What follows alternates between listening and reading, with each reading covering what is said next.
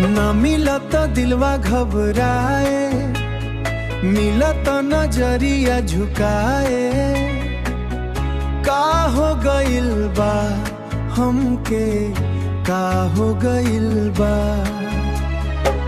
तोहरे बिना ना लागे मनवा, तोहरे में बसल परान। दिल के बात छुपाई कैसे, तू ही ताड़ा हमरा जान। ओ भोला सजनवा, ओ प्यारा बलमवा, तोहरे हंसी पे दिल हार गइल। तोहरे संगिया में संसार मिलल। ओ भोला सजनवा, ओ प्यारा बलमवा। सपना नया सजाए, प्रीतिया के दीप जलाए।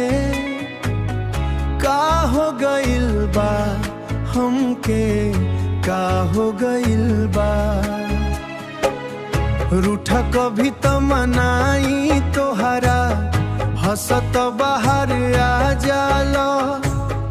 तोहरे छुअन से ये सजनी, सुखल दिल मुस्काला। तोहरे खातिर जागी रतिया, तोहरे खातिर गीत। तोहरे बिना अधूरा लागे हमरा जिंदगी के प्रीत।